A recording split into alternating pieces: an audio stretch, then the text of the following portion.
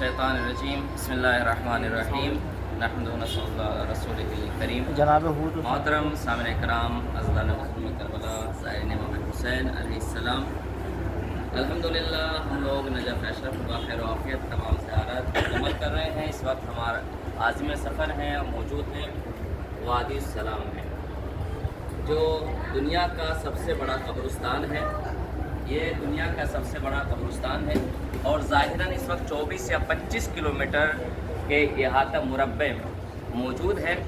और बाज़ उलमा ने कहा कि नजफ़ से करबला का रास्ता ये पूरा का पूरा वादी सलाम कहलाता है, बल्कि इससे भी पीछे एक मकाम हीरा है जहाँ पर मौला अली से मकाम मंसूब है, और यहाँ से तकरीबन 50-60 किलोमीटर आगे तो वहाँ तक इसको वादी सलाम कहा जाता है। ये दुनिया का सबसे बड़ा कब्रिस्तान, दुनिया का सबसे बड़ा, और क्योंकि यहाँ पर आदम जैसे नबी की कब्र मुबारक है, हज़रत नूह जैसे नबी की कब्र मुबारक है, तो क्यों नहीं ये दुनिया का सबसे पुराना और बड़ा कब्रिस्तान क्यों नहीं।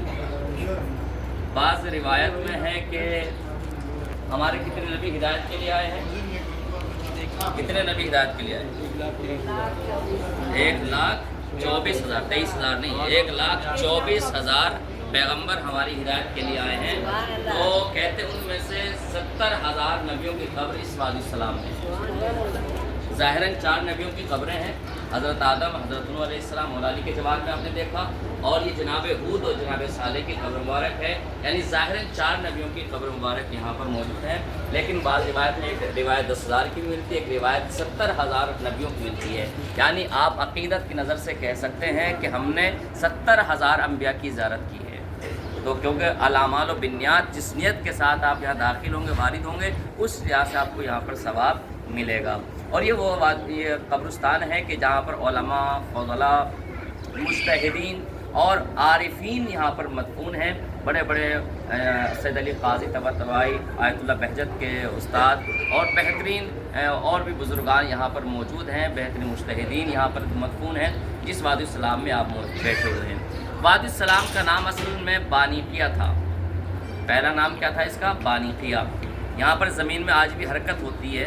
आप नजफ़ अशरफ की जो ज़मीन है और रेतीली ज़मीन है, तो दीवारों में दरारें आ जाती हैं। तो उस ज़माने में ज़लज़ले आए थे, हरकतें होती थी, तो दीवारों में दरारें होती, लोग परेशान थे। तो एक मरतबा जनाब इब्राहिम के यहाँ से गुज़र हुआ, तो उस रात ज़लज़ले नहीं आए, ज़मीन में हरकत नहीं हुई। लोगों ने कहा किस वजह से ये ऐसा हुआ?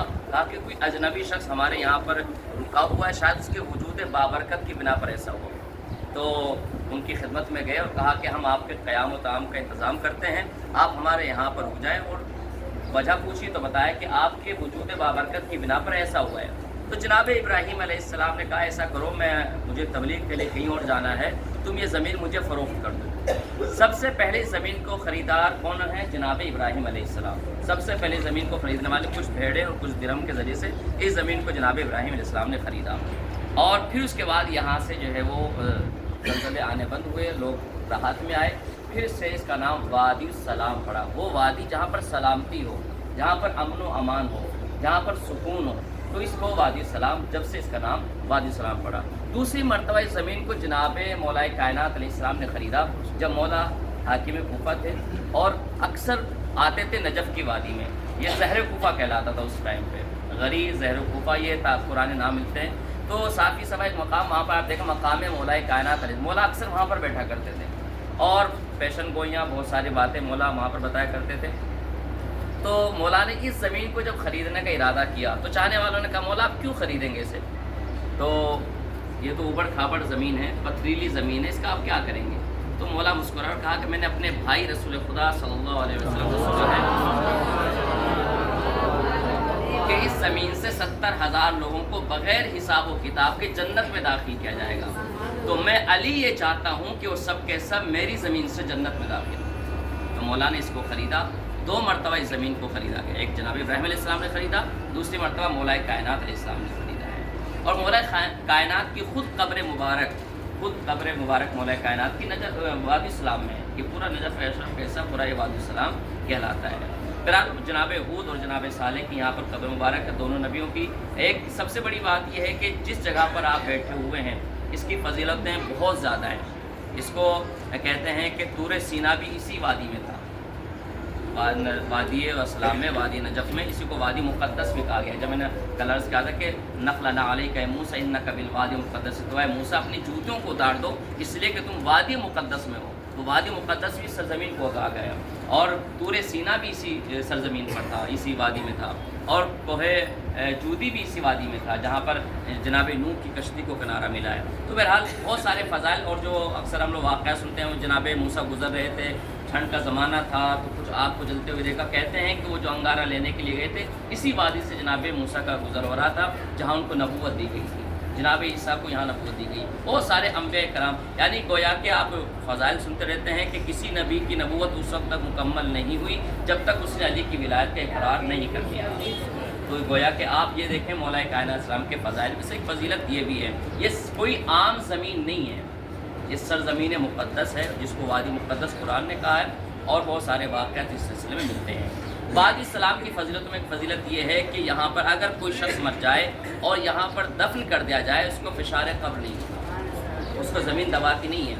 دو شخص ایسے ہیں جن کو فشار قبر نہیں ہوتا، ایک وادی سلام میں دفن ہونے والا، دوسرا وہ شخص جس کا انتقال جمعرات کو ہو، شب جمعہ جس کی پہلی رات بنے، جس کی پہلی شب جمعہ بنے، اس کو کیا ہوتا ہے فشار قبر، زمین نہیں دباتی اس کو. یعنی یہ فضیلت میں ایک فضیلت ہے مولا کائنات کے جوار میں سے. اس کی فضیلت یہ ہے کہ مولا کے جوار میں دفن ہونے والے کو یہ عظمت حاصل ہوتی ہے، اس کو فشار قبر نہیں ہوتا. اور دوسری بات یہ ہے کہ جب انسان مومن ہو یا منافق ہو، مرتا ہے تو دونوں کی روحیں کہاں جاتی ہیں؟ منافق کی روح کہاں جاتی ہے؟ کافر کی روح کہاں جاتی ہے؟ کہاں؟ وادی برود میں جاتے. وادی برود کہاں ہے؟ جزاک اللہ. مختلف ہیں، بعض کہتے ہیں یمن، بعض کہتے ہیں افریقہ. بہرحال اس کا منافقوں کے ٹھکانے کا پتہ نہیں ہے کہاں ہے، لیکن مومنوں کے ٹھکانے کا پتہ ہے. ان کی روح کہاں جاتی ہے؟ وادی السلام میں آتی ہے. وادی السلام کہاں ہے؟ جہاں پر ہم لوگ موجود ہیں، یعنی نجف میں موجود ہے. مولا کائنات علیہ السلام کیوں آتی ہے یہاں پر؟ کربلا کیوں نہیں جاتی؟ مکہ کیوں نہیں جاتی؟ مشہد کیوں نہیں جاتی؟ اس کو بہترین جو ہے طریقے سے جو ہے عارفین نے اس طریقے سمجھایا کہ ہر جز اپنے کل سے ملنا چاہتا ہے، ہر شے اپنے مرکز سے جڑنا چاہتی ہے. آپ زمین سے ایک ڈھیلا اٹھائیں، آسمان کی جانب پھینک کے چلا جاتا ہے، فوراً زمین کی طرف آتا ہے. کیوں؟ تو اس ڈھیلے کا مرکز کیا ہے؟ زمین ہے. اس ڈھیلے کا کل کیا ہے؟ زمین ہے. اسی طریقے سے مومن چاہے مشرق میں مرے مغرب میں مرے، اس کی روحیں وادی السلام اس لیے آتی ہیں کہ ان مومنوں کا مرکز امیر المومنین علی بن طالب یہاں پر ہے. تو آج الحمدللہ ہم اپنی نگاہوں سے اپنے مرنے کے بعد کے مناظر کو دیکھے جا رہے ہیں کہ ان بصیرت اور عقیدت کی نگاہوں سے دیکھیں کہ جہاں پر ہمیں آنا ہے، ہمیں علی کے جوار میں آنا ہے. ان اوپر کھابڑ راستوں کو مت دیکھیں، اس عقیدت پہ دیکھیں کہ جہاں پر علی کا وجود ہو وہاں ہمیں آنا ہے. وہ جنت سے کم نہیں ہے. ان ظاہری چیزوں کو نہ دیکھیں، بس یہ دیکھیں کہ ہمیں معنویت حاصل کرنی ہے، بصیرت حاصل کرنی ہے. اور یہاں پر آنے کا قبرستان میں بڑی تاکید کی ہے، وادی السلام کی اپنی تاکید ہے، ورنہ ہر قبرستان میں جانے کی تاکید کی ہے. ورنہ ہماری بستیوں میں لوگ منع کرتے ہیں قبرستان نہ جاؤ. قبرستان جانے میں منع نہیں ہے، اس کے کچھ شرائط ہیں، پاکیزگی میں جائیں، کسی اور حالت میں نہ جائیں، یا اور طریقے موجود ہیں. لیکن قبرستان میں جانے کی تاکید، کم سے کم شب جمعہ قبرستان میں جاؤ، اپنے بزرگوں کو یاد کرو، اپنے مرحومین کو یاد کرو. اور وادی السلام کی بھی تاکید. کیوں؟ امام محمد تقی علیہ السلام نے اپنے گھر میں قبر بنا رکھی تھی. امام محمد تقی اپنے گھر میں قبر بنا رکھی تھی اور وہیں جاتے تھے اور قرآن کی تلاوت کرتے تھے اور کہتے تھے کہ اس 4 گز کی زمین میں مجھے جانا ہے. اصل حال حیات یہ ہے، اصل زندگی یہ ہے. تو ہم بڑے بڑے دنیا کی فکروں میں مگن ہو جاتے ہیں، کچھ نہیں ہے، سب ٹھاٹ پڑا رہ جائے گا. تو یہ ساری چیزیں یہیں پر رہ جائیں گی. ہمیں اپنے اصل قبر کی تیاری کرنی، تاکہ آپ کو اندازہ ہو کہ یہ بڑا شخص جو کل بڑے ہی زمینوں کا مالک تھا، بڑے ہی مالدار تھا، آج وہ اس یہاں پر زمین کے اندر دفن ہو گیا ہے، کوئی پوچھنے والا بھی نہیں ہے. اگر آپ کے اعمال اچھے ہیں، آپ کے اخلاق اچھا، کردار اچھا ہے، وہ چیزیں آپ کی اس قبر کے اندر کام آئیں گی. نوّروا بیوتکم بتلاوت القرآن، اپنے گھروں کو قرآن کی تلاوت سے منور کرو، چاہے وہ دنیا کے گھر ہوں، چاہے وہ مرنے کے بعد والا قبر آپ کے گھر ہو. تو قرآن وہاں بھی آپ کی شفاعت کرنے والا ہے. اور دنیا میں بھی آپ کی جو ہے شفاعت کرنے والا ہے. تو لہٰذا قرآن سے متمسک رہیں اور یہ ساری چیزیں کچھ نہ کچھ کسب کر کے جائیں. جناب ہود جناب صالح بہرحال علماء موجود ہیں، زیادہ اچھا نہیں لگ رہا ہے کیونکہ بزرگان مولانا زہیر صاحب بھی آ چکے ہیں، سعید بھائی بھی ہیں، نقی بھائی بھی انشاءاللہ آپ کے سامنے بیان کریں گے. ہم تو ایک چھوٹے سے طالب علم ان کے سامنے. بہرحال یہ ساری چیزیں ہیں کہ ہمیں ان سے کیا کرنا ہے، جہاں بھی جائیں یہ وہ نور، یہ نور خدا ہیں، ان سے ہمیں کیا کرنا ہے، مستفیض ہونا ہے. اور نور کی خاصیت یہ ہوتی ہے خود بھی نورانی ہوتا ہے، دوسرے کو بھی نورانیت عطا کرتا ہے. تو لہٰذا ہم ہر مقام سے کچھ نہ کچھ کسب کر کے جائیں.